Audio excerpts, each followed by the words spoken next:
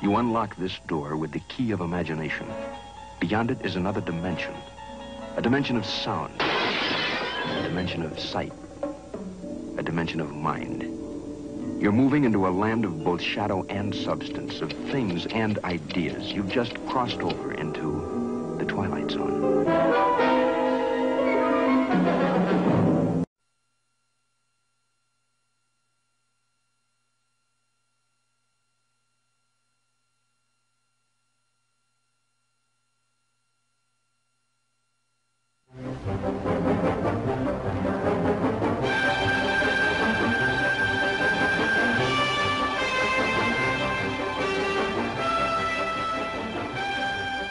This is Mike Wallace with another television interview in our gallery of colorful people.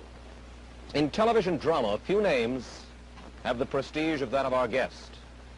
Rod Serling is the only writer to have won 3 Emmy Awards for Requiem for a Heavyweight, Patterns, The Comedian. We'll talk to him about censorship in television, his fight to say what he believes, and we'll learn what he means by the price tag that hangs on success.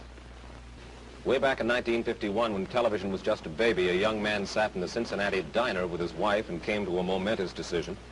He decided to give up the security of his job and take a chance in becoming a freelance television writer.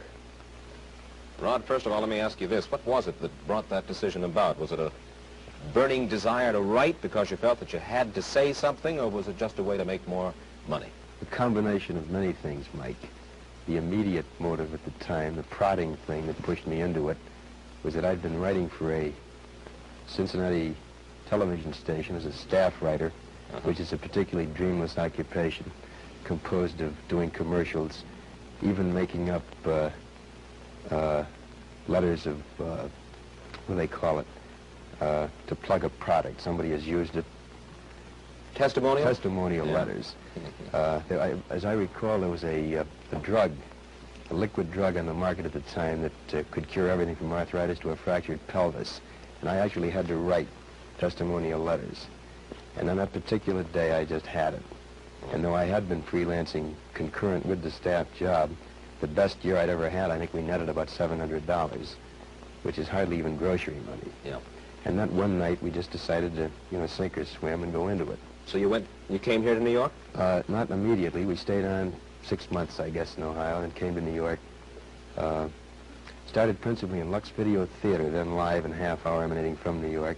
I did 11 shows for them, and I was sort of on my way from that point on. And what kind of stuff did you write? Because you said that it wasn't just the money, it was something that you wanted to say that you weren't getting a chance to say in Cincinnati. Well, in those days, Lux Video, as one show, was doing reasonably adult stuff. These, of course, were not Playhouse 90s, nor were they award-winning shows, but they were reasonably mature things that even today stand up pretty well. And I was doing Lux Video, craft theater, the early so-called pioneer days of television, which, of course, are hardly pioneer, but anything over 8 years old is pioneer style in television. You've come a long way since those early days, and perhaps more than any other writer, your name has figured in the classic battle of the, that is, television writer, the battle of the writer to be his own man. What happens when a writer like yourself writes something that he really believes in for television? I'm not sure I understand the question, Mike. What happens, you mean, in terms of... Well, we hear a lot about censorship of the writer on TV. We've heard a good deal about it in your own case especially. Well, depending, of course, on the thematic treatment you're using, if you have the temerity to try to dramatize a theme that involves any particular social controversy currently extant, then you're in deep trouble. For instance? A racial theme, for example. The case in point, I think, a show I did for the Steel Hour some years ago, 3 years ago, called Noon on Doomsday, which was a story which purported to tell what was the aftermath of the alleged kidnapping in Mississippi of the Till Boy, the young Chicago Negro. And I wrote the script using black and white initially. Then it was changed to suggest an unnamed foreigner. Then the locale was moved from the South to New England, and I'm convinced they'd have gone up to Alaska or the North Pole and using Eskimos as a possible minority, except I suppose the costume problem was of sufficient severity not to attempt it. But it became a lukewarm, vitiated, emasculated kind of show. You went along with it. All the way. I protested. I went down fighting, as most television writers do. Yeah. Thinking, in a strange, oblique, philosophical way, that better say something than nothing. In this particular show, though, by the time they had finished taking Coca-Cola bottles off the set because the sponsor claimed that this had Southern connotations, suggesting to what depth they went to make this a clean, antiseptically, rigidly acceptable show. Why it bore no relationship at all to what we had purported to say initially. Paddy Chayefsky has talked about the insidious influence of what he calls pre-censorship. How does that work? Pre-censorship is a practice, I think, of most television writers. I can't speak for all of them. This is the prior knowledge of the writer of those areas which are difficult to try to get through. And so a writer will shy away from writing those things which he knows he's going to have trouble with on a sponsorial or an agency level. We practice it all the time. We just do not write those themes which we know are going to get into trouble.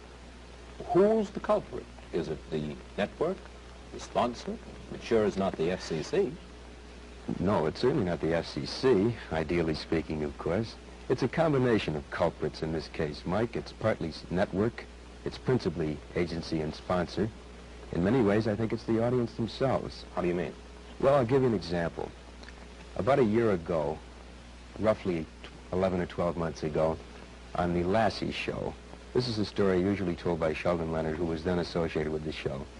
Lassie was having puppies, and I have two little girls, then aged 5 and 3, who were greatly enamored of this beautiful collie, and they watched the show with great interest, and Lassie gave birth to puppies. And Mike, it was probably one of the most tasteful and delightful and warm things depicting what is this wondrous thing that is birth. And after the show, I think there were many congratulations all around, because it was a lovely show. The sort of thing I'd love my kids to watch, to show them what is the birth process and how marvelous it is. They got many, many cards and letters. Sample card from the Deep South, this was. If I wanted my kids to watch sex shows, I wouldn't have had them turn on that. I could take them to burlesque shows. And as a result of the influx of mail, many of the cards, incidentally, as Sheldon tells it, were postmarked at identical moments, all in the same handwriting, but each was counted as a singular piece of mail. And as a result, the directive went down that there would be no shows having anything to do with puppies, that is, in the actual birth process. Well, obviously, it is this wild lunatic fringe of letter writers that greatly affect what the sponsor has in mind. You can understand the position of the sponsor, can't you? In many ways, I suppose I can. He's there to push a product.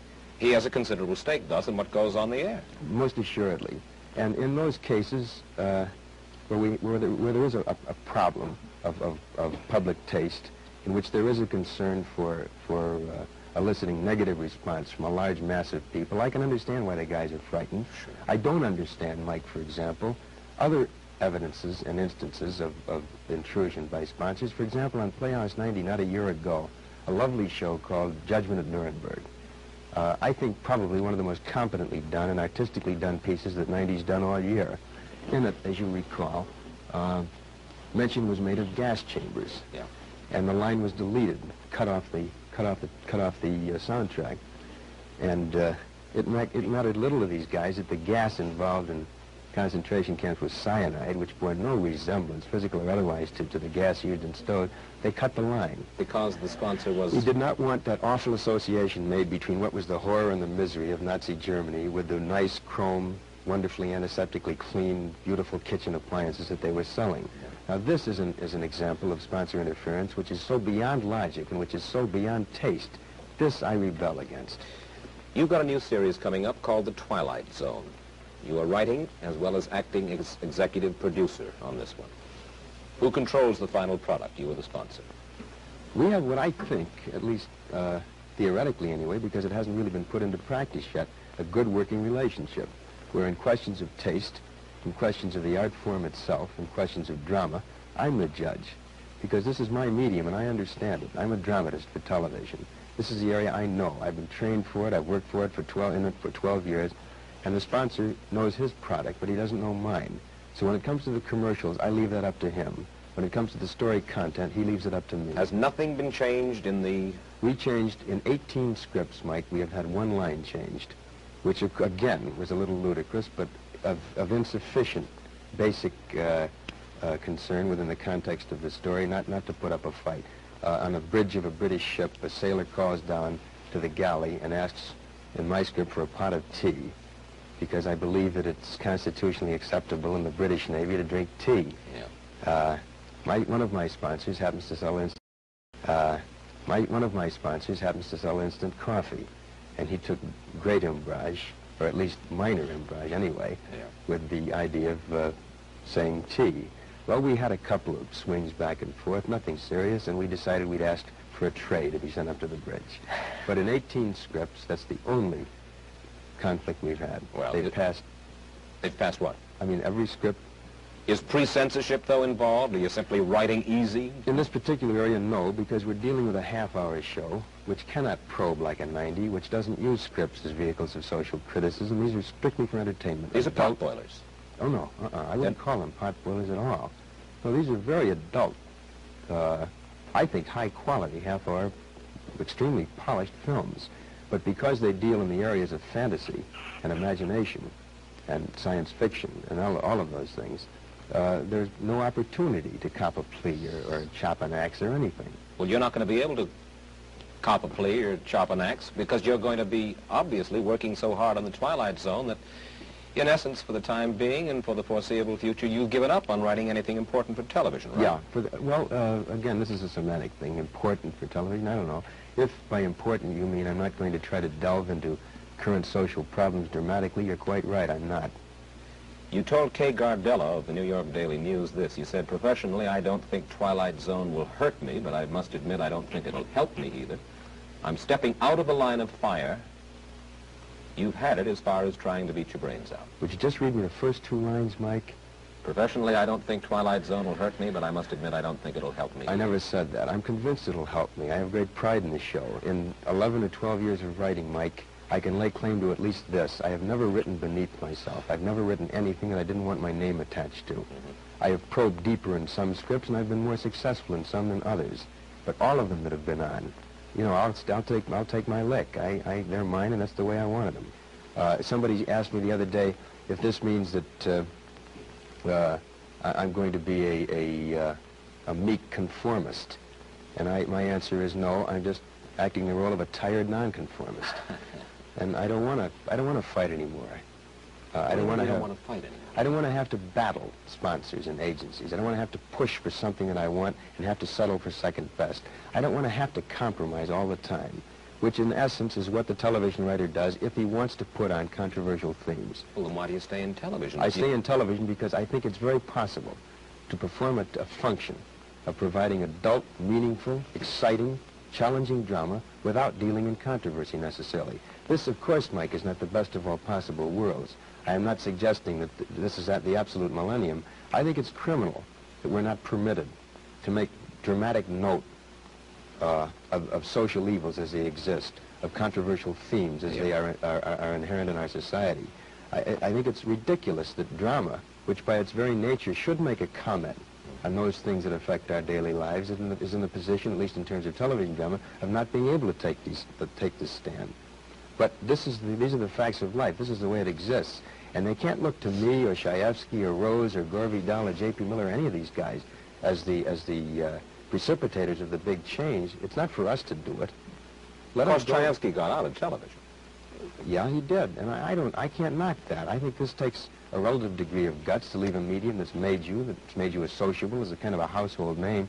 Patty was the first guy to kind of lend stature to the television writer. Prior to Patty Shaefsky, most of us were considered to be two-headed hacks who worked around the clock and used boy-girl situations in any one of 5,000 different routine manners. But Patty gave us a stature, and I respect Patty's decision to leave. He felt that he wasn't satisfied with doing things half-best. Do you think you could make it outside of television? Me? Yeah. I'm not sure I could. And I suppose this is an admission of a kind of weakness, or at least a sense of insecurity on my part. I've never had a broad